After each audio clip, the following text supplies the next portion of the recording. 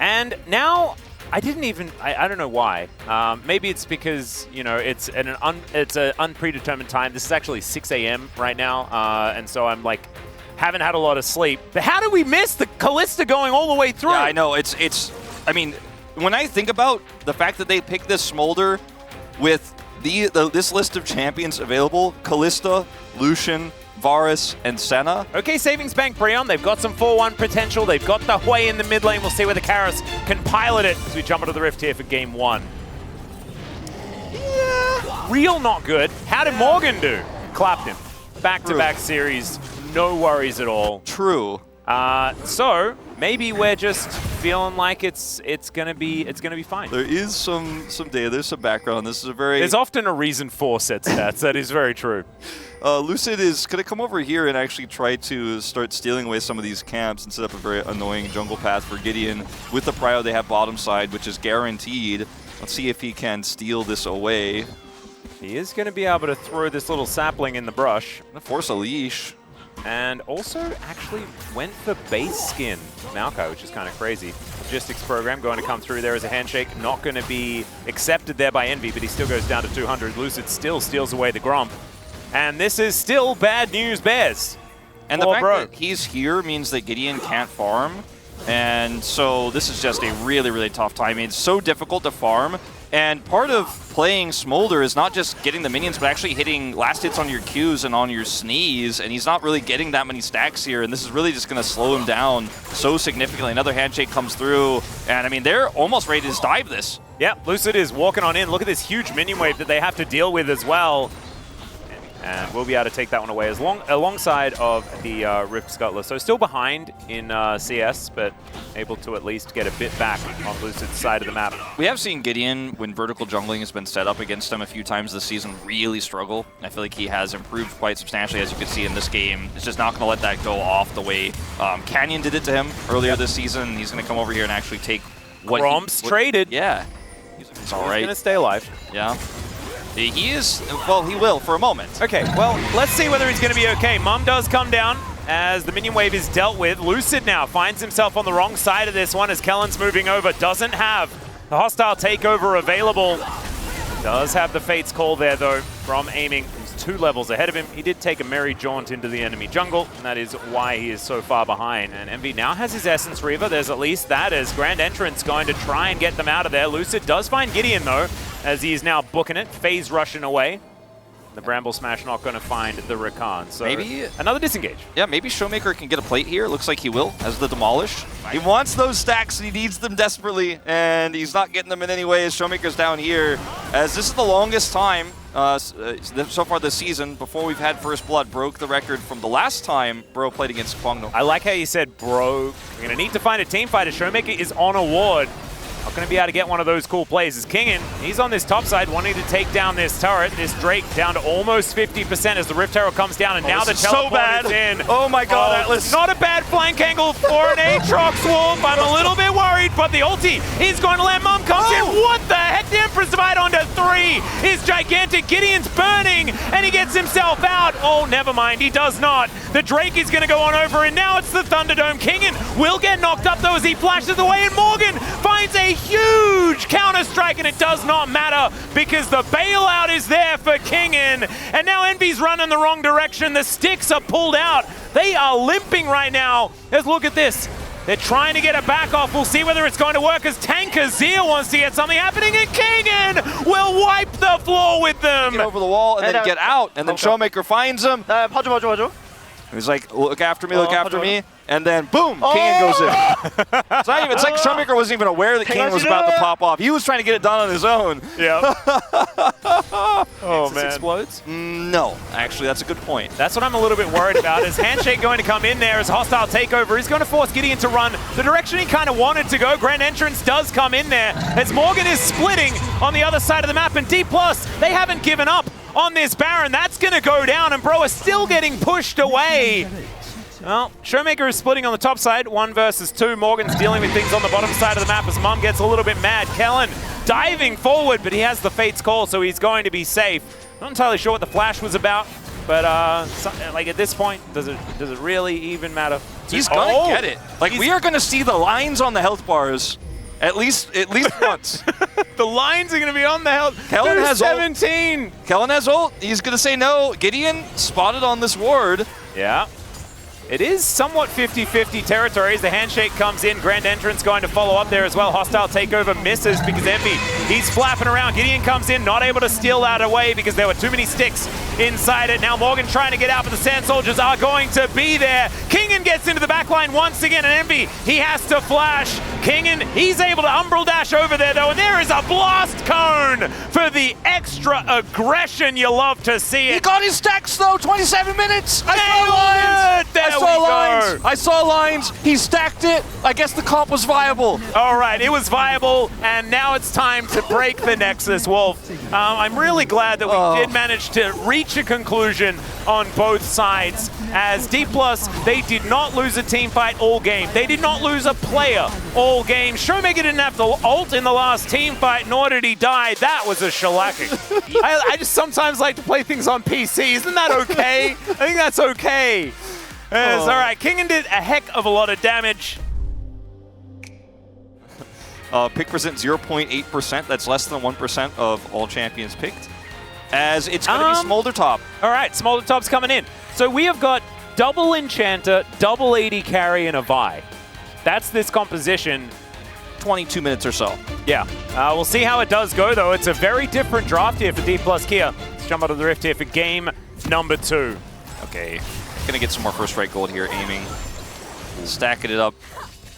Yep, Polo pressing some buttons, trying to make sure that they can get those ricochets across. Envy actually deciding to go for W first, often have a bit of extra oomph in these early trades. First time in the LCK.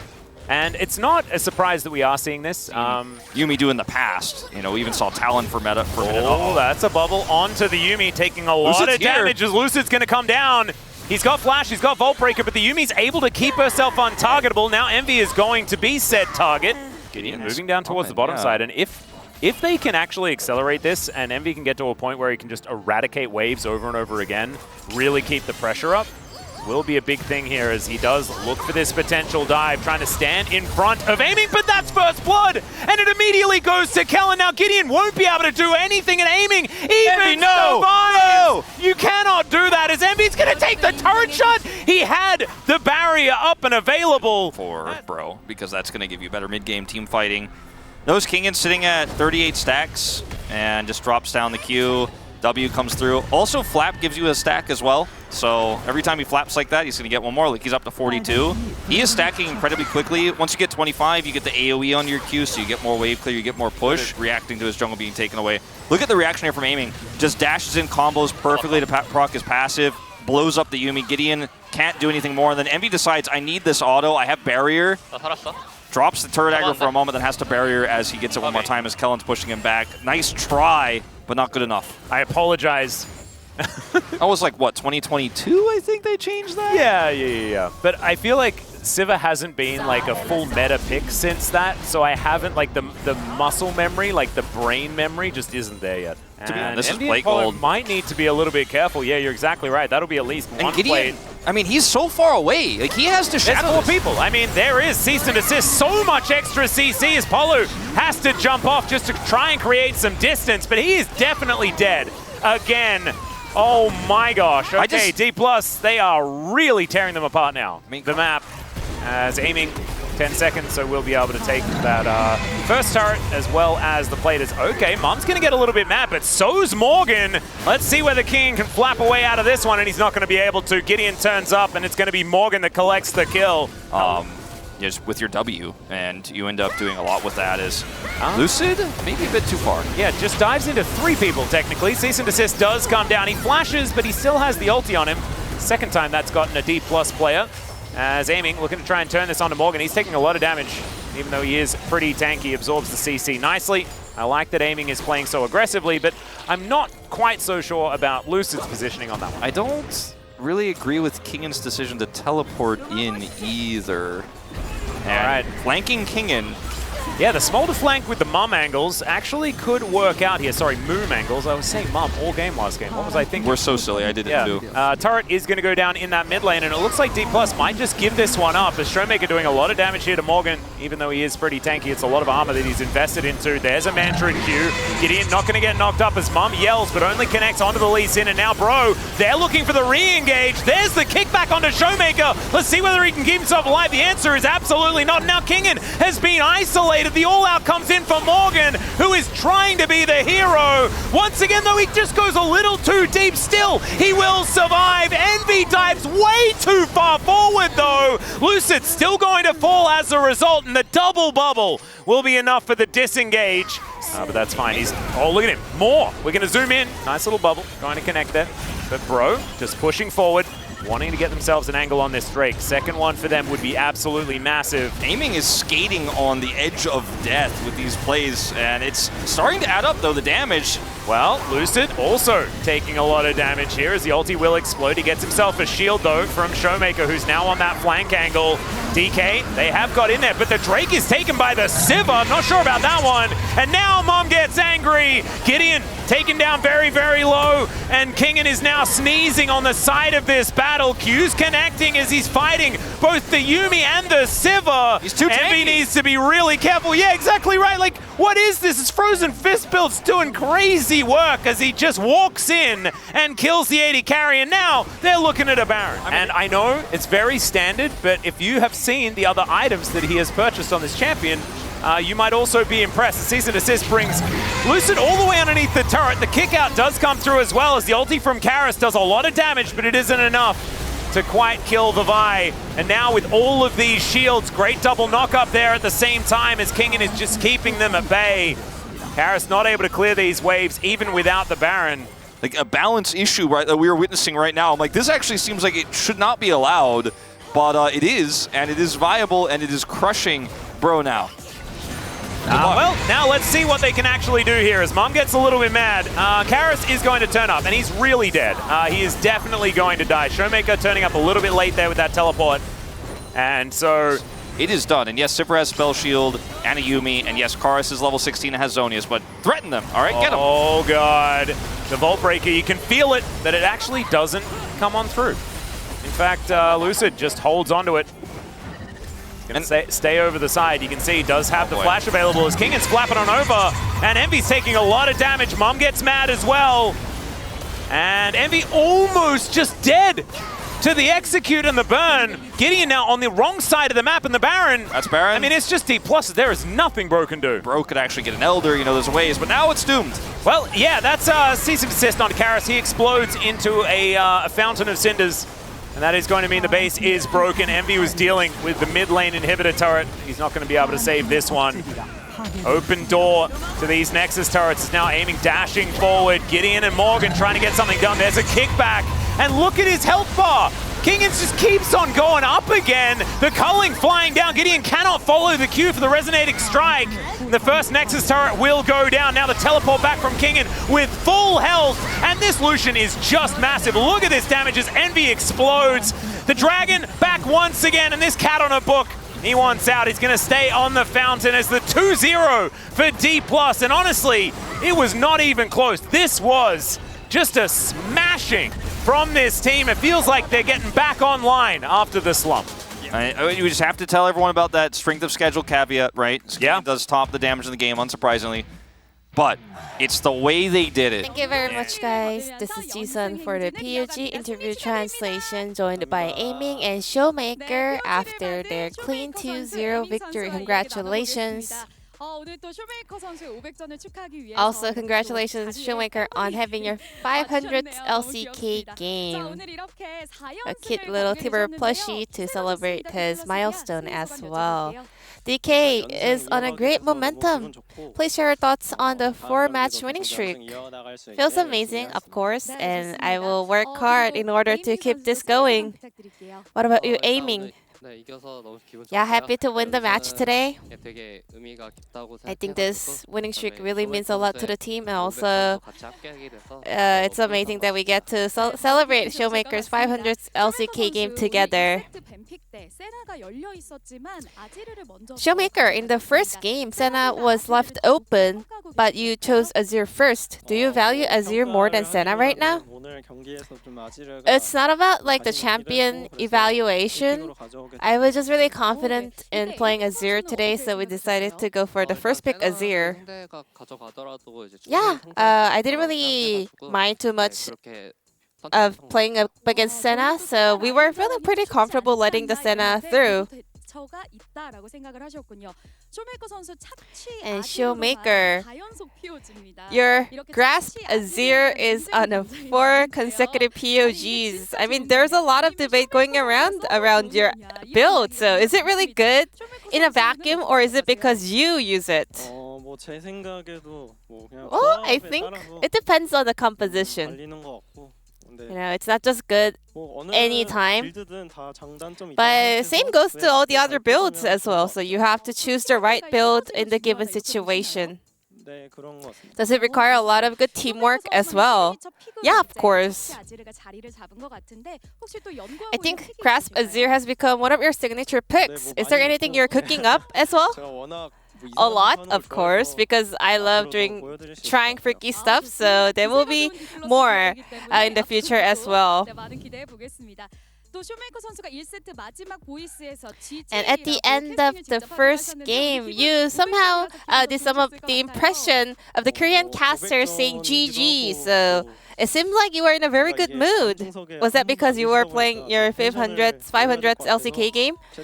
Yeah, also just because, you know, we didn't really have live audience today, unfortunately, so I just wanted to kind of lighten up the move a lot.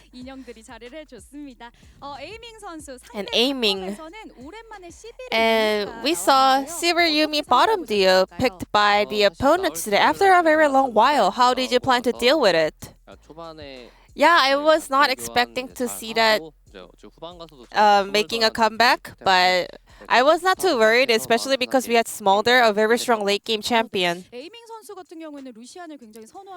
Aiming, you pretty much showcase a very high preference on Lucian pick, but Lucian, especially together with Milio, is not having a great win rate so far. What do you think about that? Well, I think it depends, you know, sometimes depending on the composition, the champion might suffer a little bit, but we just tend to pick Lucian when it's the right kind of situation to play Lucian as an AD carry. So looking at DK's game 2 comp, you know, you guys didn't really have a strong or tanky frontline, which could be a little bit risky. So Smolder, because the late game is so strong, and also especially when Smolder goes to a solo lane, it can actually stack up really fast. So we thought that could actually be a turning point for our comp. How did you view King and Smolder as an AD carry player? So I want to say AD carry Smolder and like solo lane Smolder is very different, you know, and I think Kingen did a great job pulling that off. And after winning the first game, Showmaker, you hit your 500th LCK game as well. How do you feel? I guess, you know, I was performing for a very long time, and I hope to play 600 games, 700 games, 1,000 games in the future. Congratulations on winning your 500th LCK game. And also, in order to play 600 and 700 games, you have to win more LCK trophies, keep winning LCK trophies, and, you know, be on the national team roster and make it to the Asian game, and, you know, get exempted from military service and keep playing as long as you can. Is there any like memorable moments so far until now? A lot, but the moment when I won the, you know, final game at the finals, you know, when we were on a match point and winning the game that decides the series made me feel amazing. DK, your next opponent is KT Rolster. Any comments on your preparation for the upcoming match? Round 1, we were so close to winning KT Rolster, but we could not, so I really wanted to get a revenge. I'm so happy that we got our chance to get a revenge, and I will make sure to showcase the best performance possible this Sunday. Yeah, it was a big bummer that we could not beat KT last time. I really want to take down BDD for sure, and I hope both of the teams can have a great game together. And that will be the end of the interview from Aiming and Showmaker, and back to the space. Thank you.